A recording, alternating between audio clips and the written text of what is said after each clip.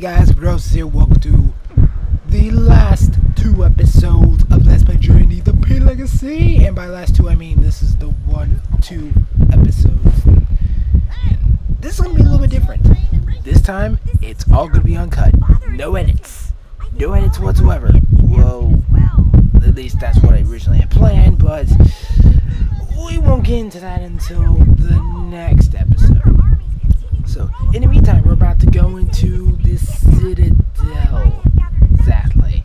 Well, first we had to open up the portal, of course, and like Kieran, let him know that the Green Sage has been kidnapped. Oh shit! Now we're gonna free all the sages.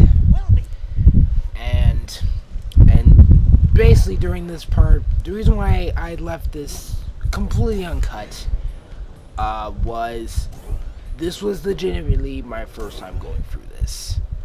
I have mentioned in the past of how I have played levels of this, and I sort of had a feel what to do to a certain extent. And I mentioned how I was doing this for full, like 100% completion.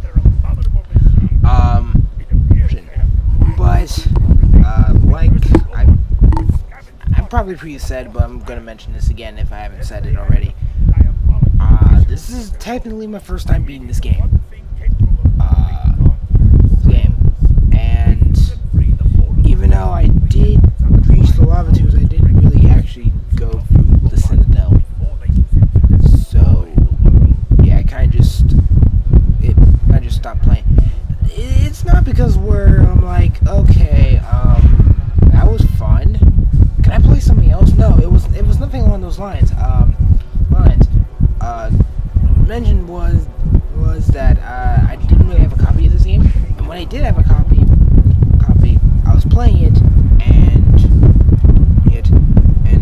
I reached up to Citadel, then I realized, wait a minute, there's an HD collection.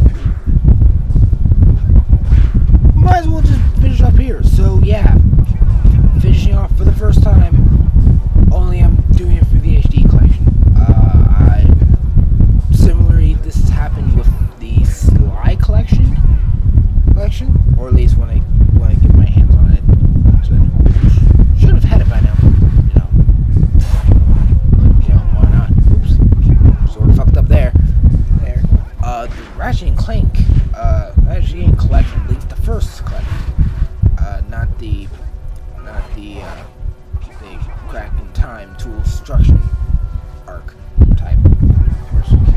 And now with the Jack and Daxter trilogy, because I mainly played 2, and I've only beaten 3 twice. But this is my first time beating this one once.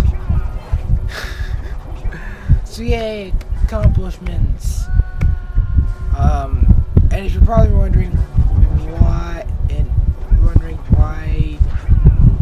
I'm doing what I'm doing, I'm basically what I originally was going to do was I was like, okay, how am I going to make sure I get this all done like in the order in which it's presented?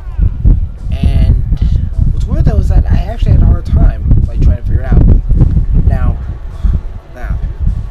on another note, I tried my very best to not do as many pointless deaths as possible, where I would lead to the point where it would lead to a section where I would edit out because nothing truly productive happened. And by nothing truly productive happening, I mean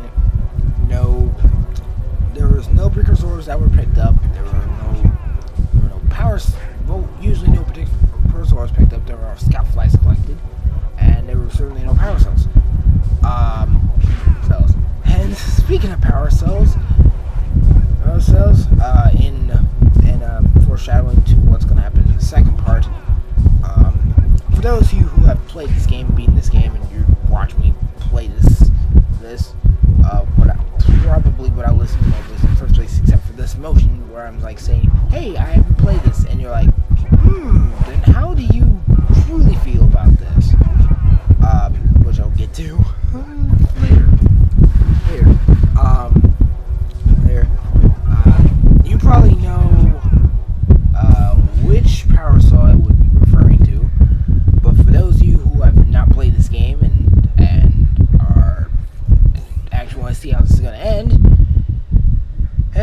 gonna spoil it. Usually I would, but only in the context of you played this game before. You're just watching someone else play it. Right? So there's no point handing in these productive spoilers. So there's that.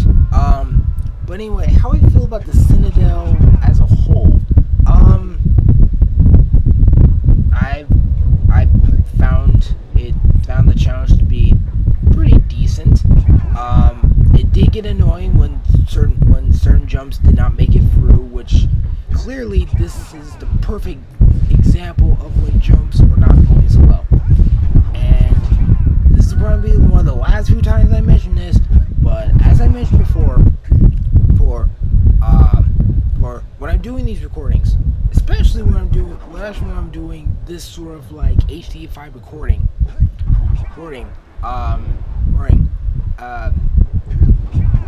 the weird thing is the fact that what is shown on screen, not on my laptop, but what's shown on my TV screen, is usually with a green palette, with the exception of like blue, where blue's the only standout thing and everything else is just in a greenish color. Like for example, this I'm assuming it's some sort of heat thing. I don't know. I keep thinking of rocket boosters. I wouldn't be surprised if I'm a little far off. Oh yeah, that's that depth that you just saw. You're gonna be seeing that. I'm assuming it's due to the depth perception of what I think is how far I can jump, and truly missing the mark right there. I'm truly missing the actual timing, but there's that. But anyway, recording this on the actual live screen on there, you would think that, well, if the color palette's changed, shouldn't be that big of a deal. When you get down to it. I mean, well, when the entire screen looks officially green to the point where not anything's that distinctive except for any sort of blue undertones that are shown in the actual video game color palette,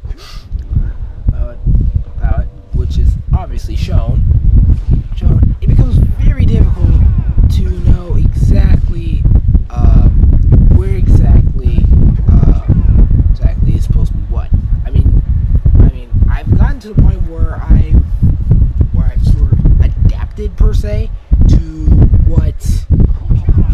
what any sort of thing will look like. But even then, there's still that sort of that distinct missing sort of thing where you just don't see it. And that yawning is just to prove that it's basically the middle of the night. Right? Where I always do my recordings. But with that said,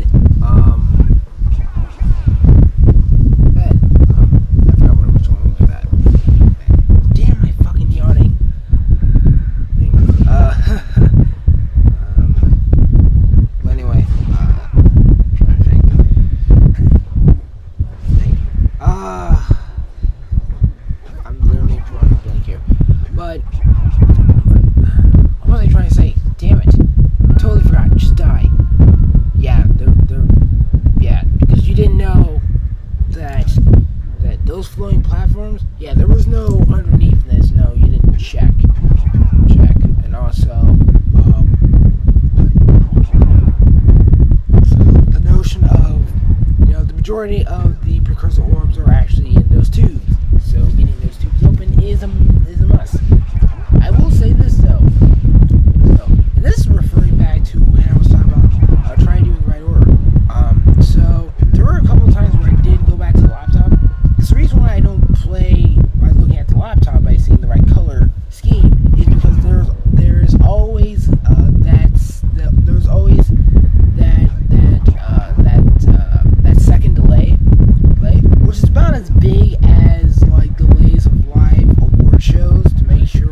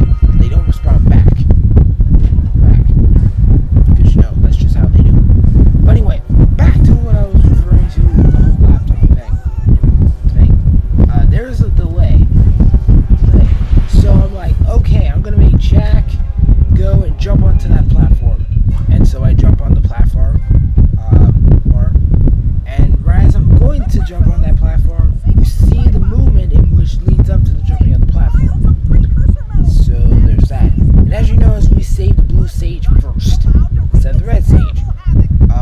And then after the clearing one from the stage, sorry. Sorry. It is clear that that there is a difficulty that is there. Like, one is easier than the other.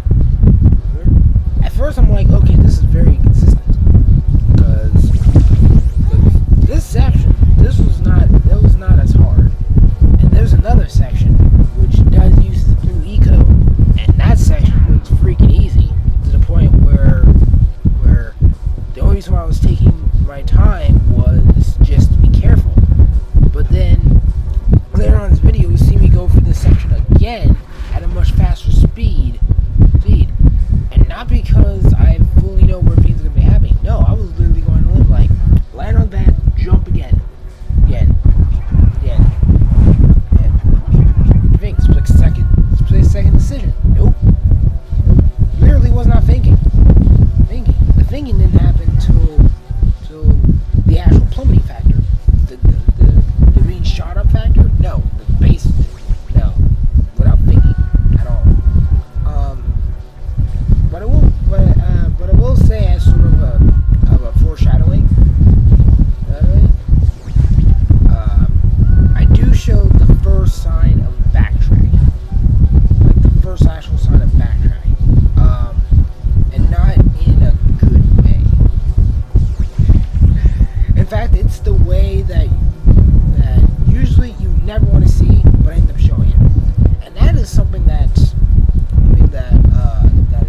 is actually happening during the reverse reverb Chan Ray's Let's Plays, where I'm showing everything.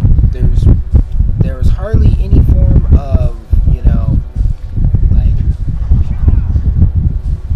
anything like that, and it's very prominent among the Chan Ray's parts.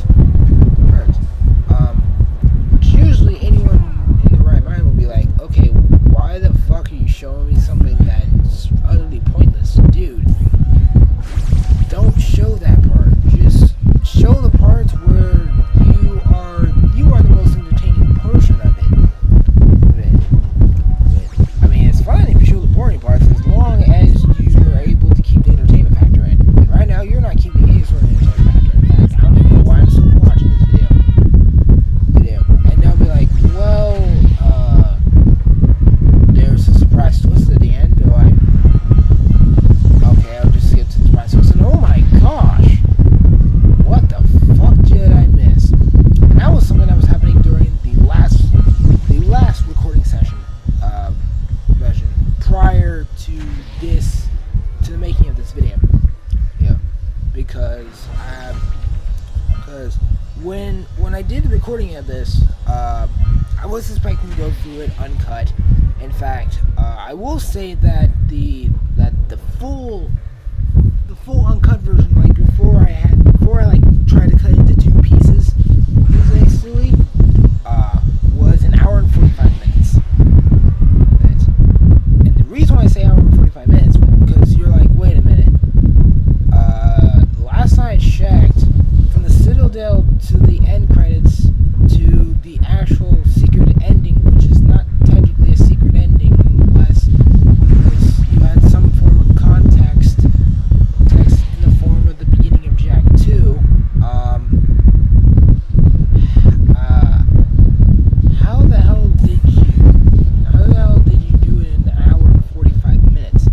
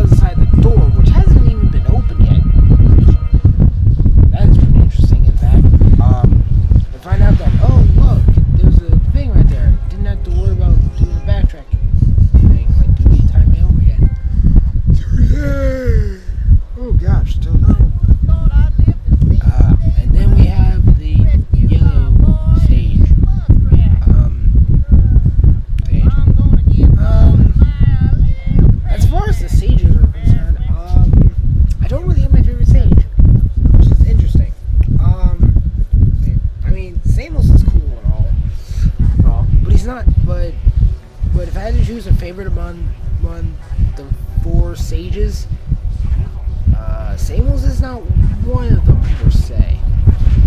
But then again, this is like your one, basically only time you've seen that. Ooh, that was some interesting skills right there. I think it was just showing off for the purpose of showing off, like, wow, it's a straight line. Let's just dodge roll our way through. Let's see what happens. If I die, I die. Which there was only one section, and that's not until you freed the 3 sages that you finally get to meet, and this is your only time meeting them. Which is kind of disappointing, I mean.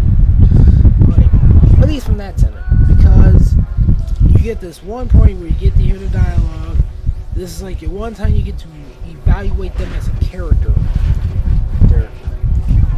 So you can totally see how people can, like, yeah, that sage is my favorite, or that sage is my favorite, just from that point of action. But seeing as how the only sage you least know the most information about is Samos, it's because he's a vital point in the he's a very vital character in the Jack trilogy.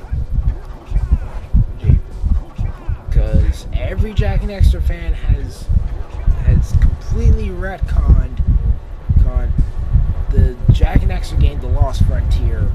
There, I even saw a freaking Let's Play of it from one of the Let's Players I'm subscribed to, I think it was Dragon Rider Jack, and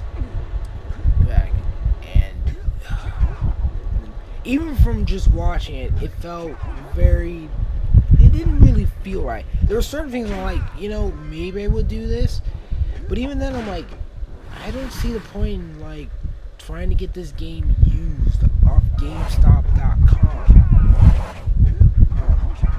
Because if I can't find it in the store, I could probably find it online.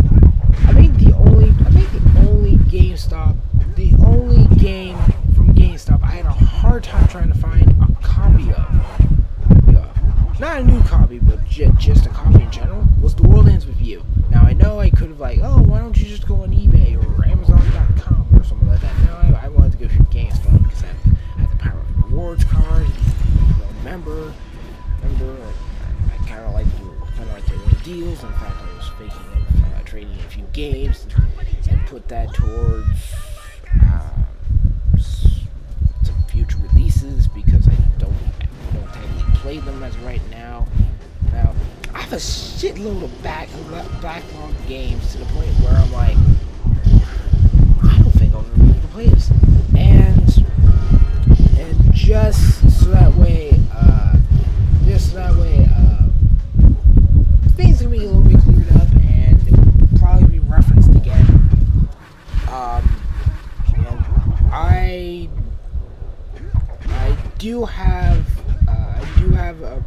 have a personal thing that I want to do personally, and if everything works out fine, in about a year it's going to happen. And when it does happen, I probably will not be able to do Let's Plays, any sort of Let's Plays, when it does go into effect. It's still over a year away, so there's still, like, I don't know, close to 200 videos left.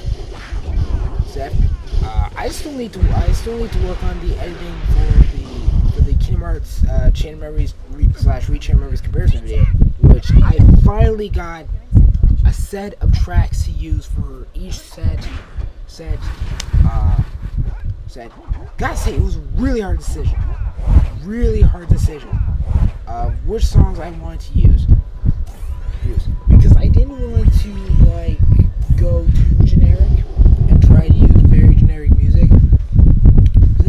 And there were a couple people that sort of got to me, were like, hey, you can use my music one. I'm like, sure, I'll keep that in mind. And I'm like, okay, I can't think of any way I would use your music anyway whatsoever besides just listening to it like that. So there's that. as you can clearly see, I am not doing so well in this particular thing. And this is supposed to be the one where you're saving the red sage. And last time I checked, the list of achievements in order in which they were originally presented was you save the red sage first. Even though this stage in particular is very hard.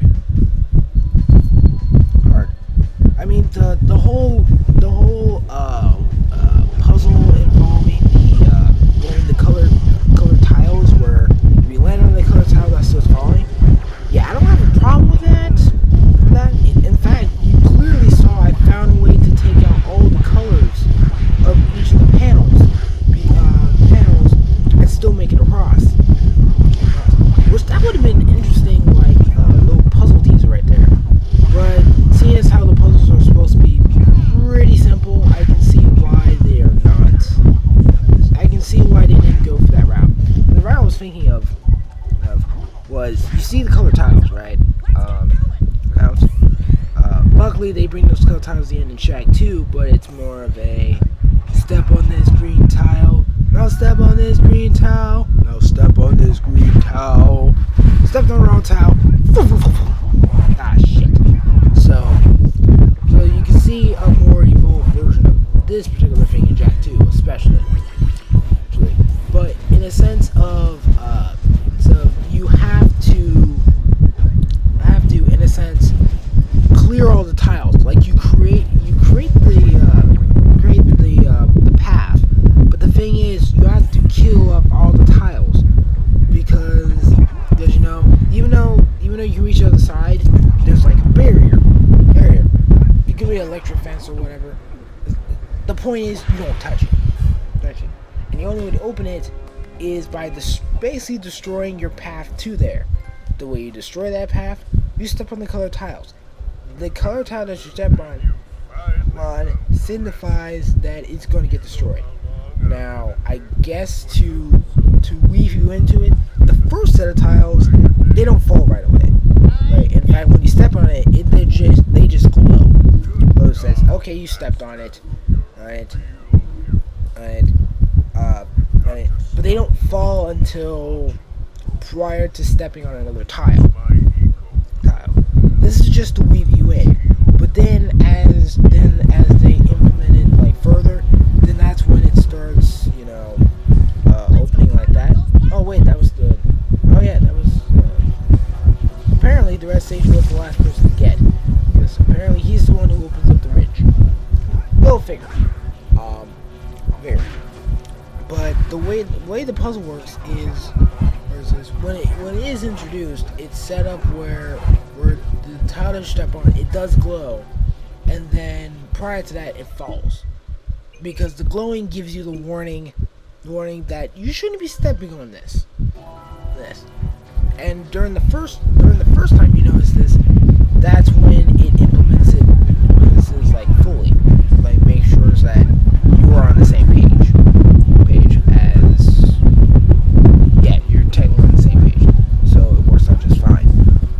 Alright, and then it starts getting tricky by even though it's glowing, it can still fall under a certain time limit, and the time limit does increase. The puzzle only happens like 3 or 4 times in a particular area. The only time we'll be running for the 5th time is if it's like a montage of the previous puzzles only from only as a sense of, remember this puzzle, like just in the sense of, like, remember you conquered this puzzle, so that and like that. And this is where we reach an interesting spawning point when it comes to the freeing of the sages. Now, as you notice, we say the free sage, and basically that became a new spawning point. With that said, the next spawning point is not until you basically bring back Lost the Green Sage, aka Samos. And the way you get there, even though it's pretty simple, it's just the hop, skip, and the jump. I do the hop, I do the skip, I do the jump and I miss it.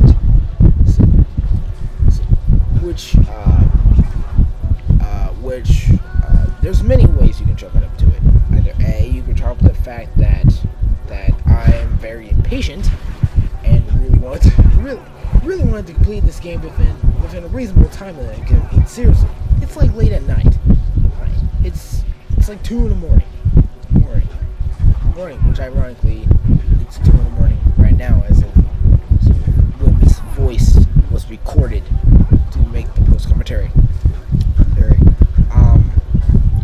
It's like 2 in the morning, trying to get this finished, because the reason why I did the move fighting back to back was essentially as a means of like transition, because it's just in the same area. But the thing is, I didn't want to do it in one big part. Also, so on top of that, I didn't want to leave off with just 14 episodes. I kind of wanted to make it 15. That's just me. That's just kind of how I wanted to go. That's just how I want to go. Yeah. So, with that said,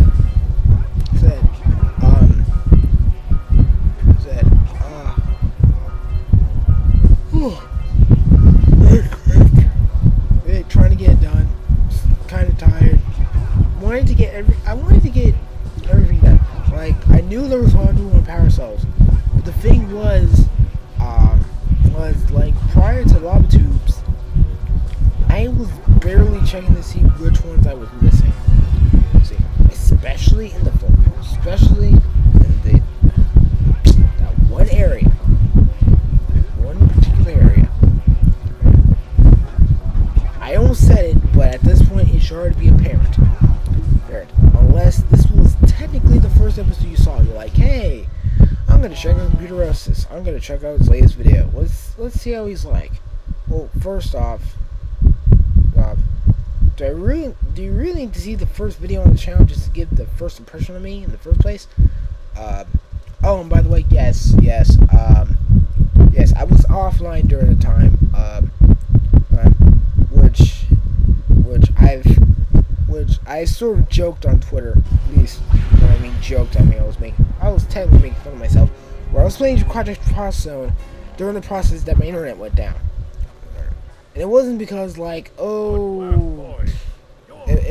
wasn't for the fact that I wasn't paying the internet bill or anything like that. No, the service was just shut down. It needed to be fixed. And in fact, I was like offline for basically a week. And that affected anything where I would instantly go online, like it would instantly like log me in. And basically that's how PSN was.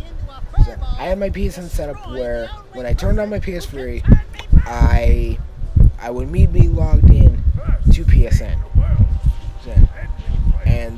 And whenever I failed to log in, or where I have to log in manually again,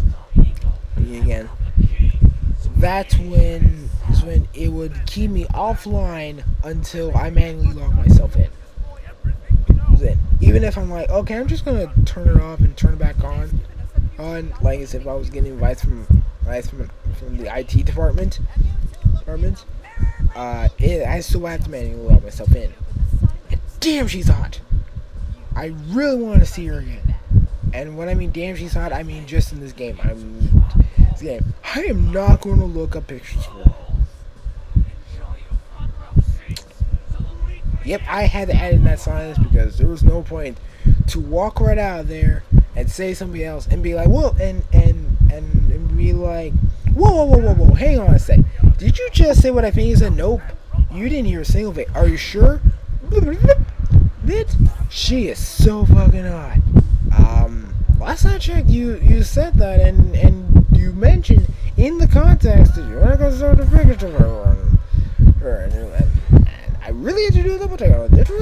Because I know he was and yeah, that just happened. Now you're probably wondering, okay, why are you dying? Are you purposely killing yourself? No. No.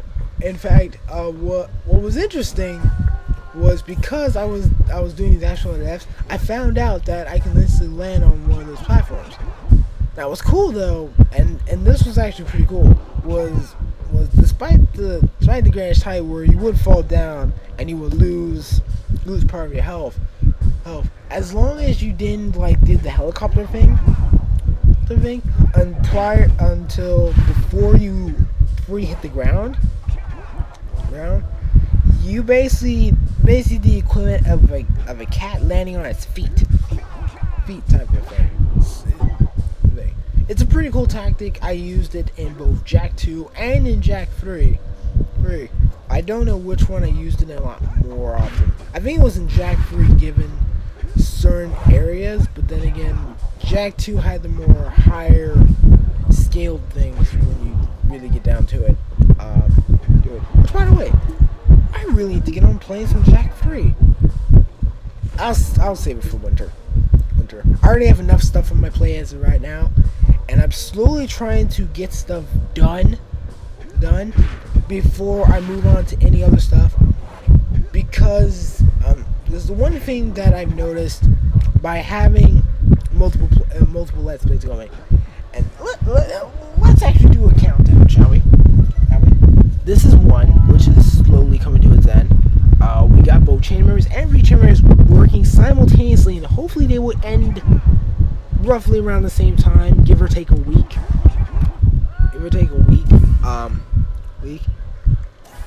And then for those who are new to the channel, who are not technically there, I forgot what day, because it's been a while. Well, remember Sonic Unleashed, which still is the most watched of the current Let's Plays, and the fact that I need to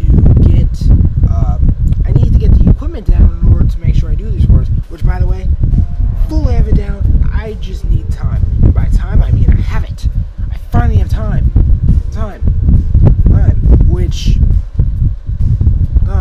because there were lots of happening here. I had my laptop overheating, internet was coming down. There were some issues involving my connections. I'm basically doing a collab LP with Sonic South fan. We'll be uploading on his channel, Sonic South Fan 2. Once that's done. Which, to be honest, I was just using the first one because it was supposed to be 3 LPs, but it ended up being 2 because the first one didn't work out so well. It didn't really work out so well. In the process, that's just how it is. It just worked out that way. And literally, I will admit that I used the first LP as a means to test out the new way of recording the Sonic Unleashed parts, which was success. So now that I technically have time to do it, I can finally go and start on working on Sonic Unleashed. But I won't start working on it until I get done with this, because in that process,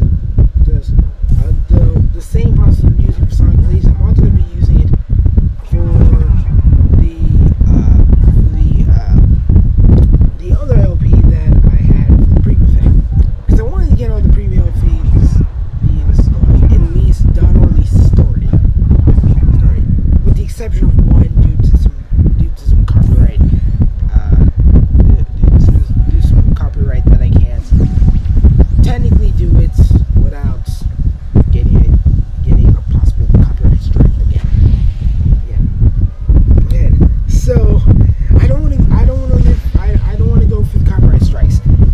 Those restrictions it was brutal, and some of the videos got affected by it. Mainly any video that I want to upload in high quality, like this video right here. By high quality, I mean 720p quality, because those took a big dive. I mean, did you see those parts where I literally had to break it up into 2 distinct parts? Yeah, that was during the time I had a cover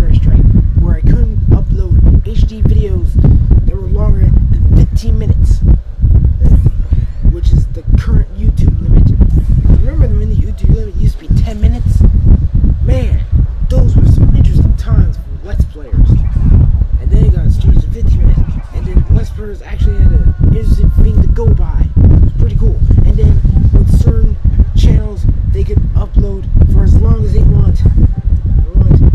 Then that's when certain Let's Players were like, well, fuck it, we'll release like hours worth of content. Amazing. It's amazing. And as you can clearly see, I'm figuring out what's gonna happen on the other side, because I completely neglected the first time I was here. In fact, it was literally in front of me, and yet I'm like, okay, I'm just gonna continue on further because you're probably gonna lead nowhere. Turns out it's gonna lead somewhere. What is it gonna lead to? Well, if you play the game, you already know what it's gonna lead to. We know what it is. Learn now. I'm not gonna spoil anything. But I really have an impatience Tetris company, which I was thinking of doing like a history of, or at least my history involves platformers, because those are my two main things: platformers and RPGs. Mainly platformers. Platforms are my they're my thing. And well, you know, we got 100 power cells. Wait a minute, I thought there was 101. Where's that one power cell? Where is it? Well, I don't know. No, why don't we just head over to the boss battle, because I kind of want to keep this all in one part, and I don't really need to. It took a very long time to find that thing. Which, by the way, when I did find it, I facepalmed so hard, I'm like, fuck, how I didn't realize it before. It was an area where granted, right, it was hidden. I will give it credit, it was hidden. But in a way that still could obviously be found if you literally looked hard enough. And I'm like, oh my gosh, are you kidding me? Well, there it goes. So yes, the biggest spoiler of all, do I get 100% completion? That does happen. Of course, something had to be done, and I'm going to apologize in advance for it. Like literally just to apologize for it. Definitely. Because of what I chose. Fucking. I see all these depths. These depths. These are just me like, okay, I just want to get this over. And the more I do this, the more I get frustrated. Yeah, all these depths. These are totally my fault. I take full responsibility for it. It's not because the game was like, fuck you, you didn't know about this. This isn't fucking Cat Mario. This isn't like Mario Kaizo. So, which now that I think about, Cat Mario is basically like Kaizo being that other ROM, the Mario ROM hack, where things were like the fucking, anything could fucking kill you because you did something wrong. I think it was called Brutal Mario. Yeah, Cat Mario is basically Brutal Mario meets Kaizo Mario, but it's deceptive.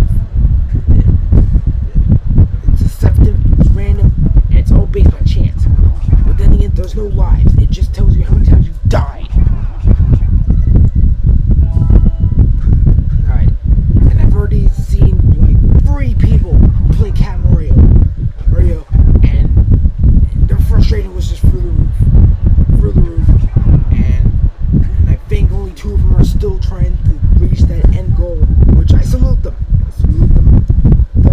But if I want some heavy, like fucking bullshit type difficulty, and I mean difficulty as in it's still beatable, but not in a way that it's like total fuckage. I'll play some Jack 2 on hero mode, because that shit is fucking amazing, except for that one fucking mission. Whew! With all that said and done, see you in the second part of this uncut, or used to be uncut, final episode Let's Play Journey the P Legacy. I'm COMPUTEROSIS. Don't forget to like, comment, rate, subscribe.